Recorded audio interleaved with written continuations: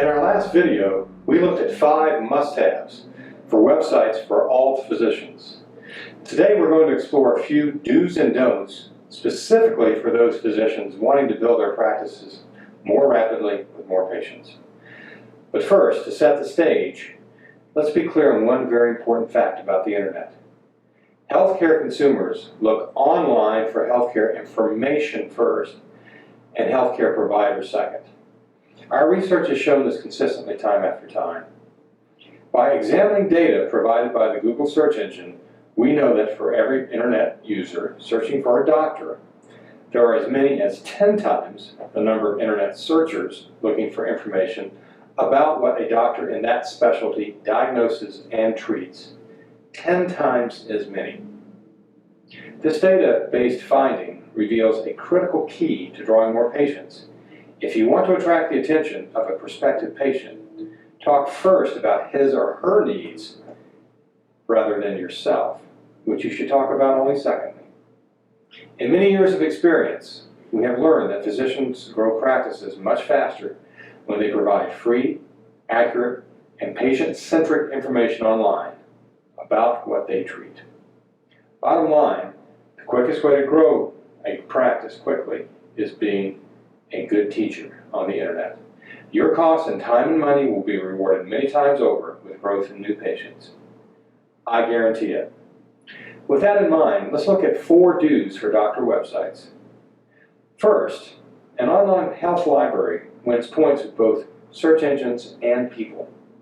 Generally, you should strive to publish original, patient-friendly information on the top 10 to 20 conditions that you or your group treats.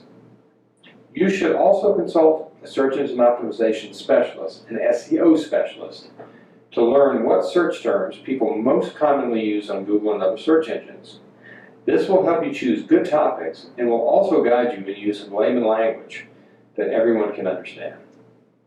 Secondly, making regular updates to websites gives current and future patients reasons to return to the website more often.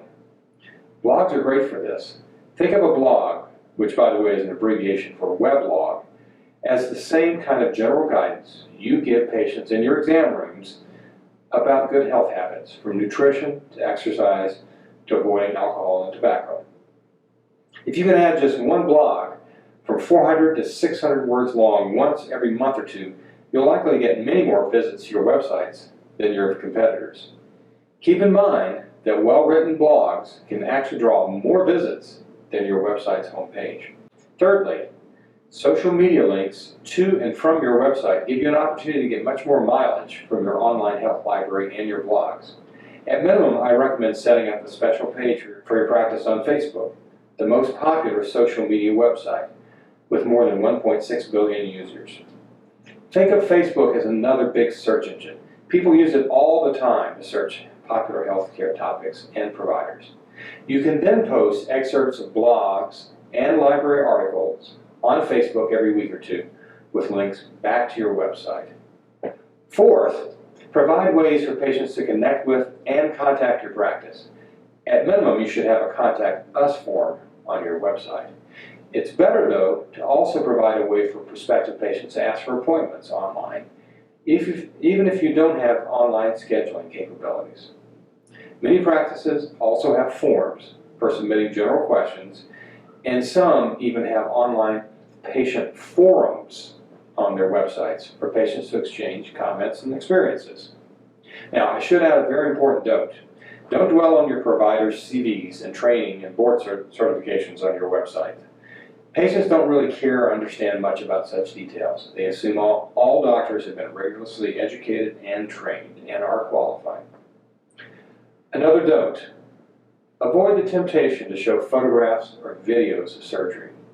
Most patients are squeamish about such details and are instead focused on their outcomes, not on the potentially painful and scary process to get there. Lastly, one more don't. Don't skimp on website resources.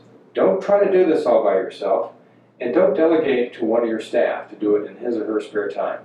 The World Wide Web has grown into a very sophisticated medium. Today, the typical doctor is part of a multi-million-dollar business. You can't afford for the business to look amateurish. A doctor's website is more often than not the first impression for prospective patients. In our experience, as many as 10 times as many visitors come to the best doctors' websites every month as actually come to their clinics. Hire professional digital marketers, designers, and writers, and your business will reap rewards for years to come.